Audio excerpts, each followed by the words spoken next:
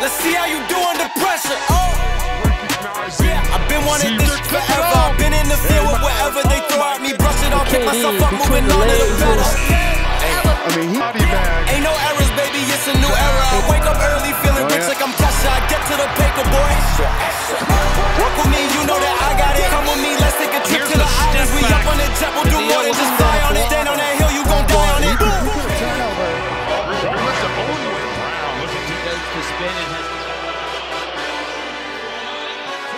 Just one step into the paint, and that was it. I have seen him well behind midcourt.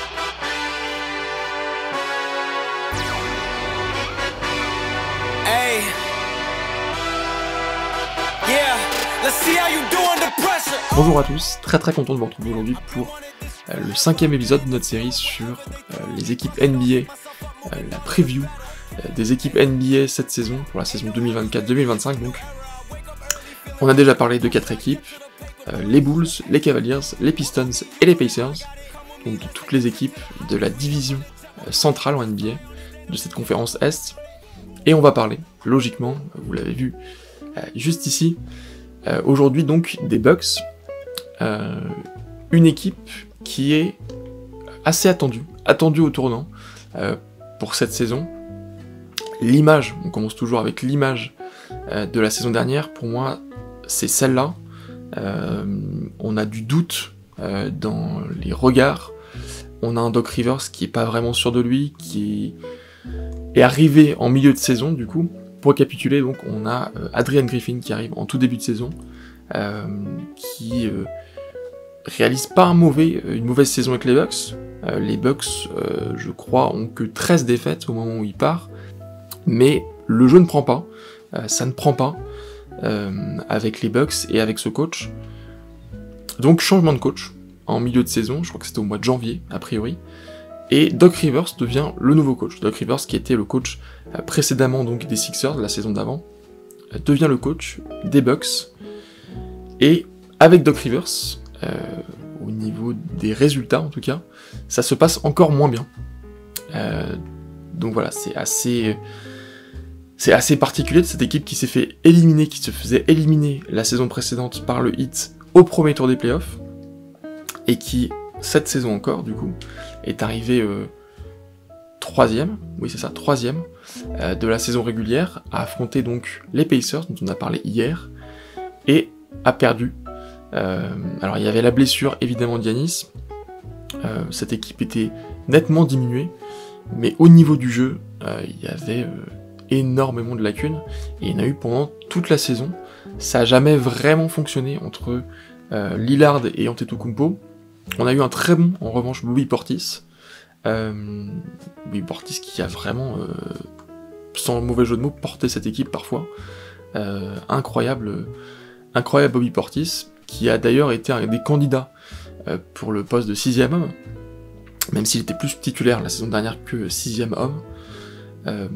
On a un Chris Middleton qui est encore moyen, et cette équipe surtout qui a un peu tanké en fin de saison. Moi c'est ce que je trouvais particulièrement minable, qui a un peu tanké en fin de saison donc pour arriver non pas première, non pas deuxième. Première c'était impossible parce que évidemment les Celtics étaient largement au-dessus, mais pour ne pas arriver deuxième, parce qu'être deuxième c'était affronter potentiellement le Heat ou les Sixers au premier tour des playoffs, qui étaient un peu les deux équipes fantômes de la conférence Est l'année dernière, et finalement donc ils ont affronté ces Pacers, et ils se sont fait battre par plus fort qu'eux, parce que pour le coup, je pense qu'en playoff, même si on met Antetokounmpo, ça peut se terminer au match 7 ou match 6, mais les Pacers, je pense, remportent la série.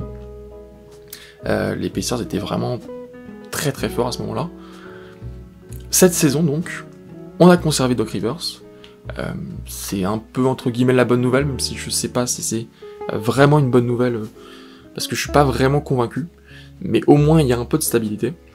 On a quasiment toujours le même 5 de départ. Brook Lopez au poste 5, Antetokounmpo évidemment au poste 4, on a Lillard poste 1, Chris Middleton en revanche, avec le départ de Malik Beasley, il devrait prendre a priori le poste 2, c'est un peu le problème de cette équipe, je trouve, c'est qu'elle n'a pas vraiment de poste 2 titularisable. Taurean Prince est un peu un 3,5. Il peut être un bon backup pour Antetokounmpo, même s'il y a aussi Bobby Portis qui peut aussi faire le taf en poste 5. On a potentiellement Gary Trent ou Pat Connaughton qui peuvent prendre le rôle de poste 2, mais c'est pas pour moi suffisant pour être titulaire. C'est des joueurs, pourquoi pas. Franchement, Gary Trent, c'est potentiellement une bonne idée, mais je pense pas en titulaire, en tout cas. Et le gros problème, on l'a déjà vu avec plusieurs équipes d'ailleurs, dont on a déjà parlé, pardon. Le gros problème, c'est que si Damian Lillard se blesse dans cette équipe, et il n'y a plus personne. Il n'y a vraiment plus personne au poste de meneur. Pourquoi pas Delon Wright? Alors j'ai rien contre AJ Green, hein, mais il peut pas être titulaire dans cette équipe des Bucks, c'est pas envisageable. Delon Wright, pour moi, c'est plus un arrière qu'un meneur, donc c'est un peu compliqué. Donc sur les postes arrière, il y a vraiment un manque, je trouve. Et donc il n'y a pas trop intérêt à que Lillard se blesse, parce que là, ça serait vraiment terrible pour les Bucks. Ça serait une saison perdue directement, je pense. Si c'est une blessure longue, c'est saison terminée. Donc voilà, pour moi, ces serres sont à craindre dans une certaine limite, mais moi, ils me font pas énormément peur, ces Bucks. En revanche, je pense qu'ils seront assez énervés. Et donc on va parler du joueur que j'estime le joueur à suivre de cette saison. Alors il y a une petite erreur, excusez-moi. C'est pas Evan Mobley évidemment, mais c'est Chris Middleton. Qui donc va peut-être changer de poste cette saison. Et pour moi, c'est le joueur à suivre, parce que c'est le X-Factor maintenant de cette équipe. Si Chris Middleton réussit à hausser son niveau de jeu, qu'il arrive à s'approcher de la barre des 20 points, cette équipe, elle pourrait changer complètement de visage. Et si, dans un autre temps, il n'y arrive pas, qu'il n'arrive pas à s'inclure dans cette équipe, et ce sera pas une bonne saison pour les Bucks à nouveau, et ça sera une saison perdue. Ils ont plus trop intérêt à en perdre beaucoup des saisons, je pense, parce que là, ça commence à devenir compliqué depuis leur titre. Il n'y a rien de très très positif depuis le titre.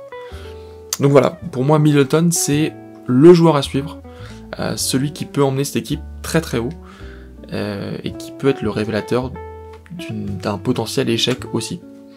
Donc évidemment, joueur à suivre. Et donc on va continuer avec nos pronostics. On a déjà parlé de 4 équipes. Évidemment, les Bucks, ça reste toujours supérieur aux Pistons, ça reste toujours supérieur aux Bulls. Malgré leur défaite face aux Pacers en playoff l'année dernière, je pense que ça reste toujours aussi supérieur aux Pacers. Même si je pense que je serais pas étonné qu'il y ait un renversement de position. Et je pense aussi que ça reste au-delà des Cavaliers. Pour une simple et bonne raison, c'est que je pense qu'en tout cas en début de saison, ces Bucks vont arriver avec la faim au ventre, qui vont vraiment être affamés de victoire, en particulier Giannis. Je pense que le joueur à suivre aussi, ça va être Giannis, mais peut-être dans cette conférence Est en général, je pense qu'il va être assez affamé, et je serais pas étonné, je pourrais potentiellement prédire un titre de MVP. Pourquoi pas? Si ces Bucks font une saison raisonnable et que Giannis est incroyable, pourquoi pas un nouveau titre de MVP? Et pour moi donc, ces Bucks vont être au-dessus des Cavaliers. Moi je les vois en 4ème position. Je les vois un tout petit peu en dessous du trio de tête, dont on parlera lorsqu'on reparlera de la conférence Est. Donc ça sera pas demain, mais ça sera dans 5-6 jours. Le trio de tête, pour moi, il est intouchable. Et d'ailleurs, je me trompe assez rarement sur les trios ou les quatuors de tête dans la conférence Est. Ça fait 2-3 ans que je les ai, et parfois exactement dans le bon ordre. Et là, pour le coup, je pense que les Bucks sont un tout petit peu en dessous, dans un niveau intermédiaire avec les Cavaliers.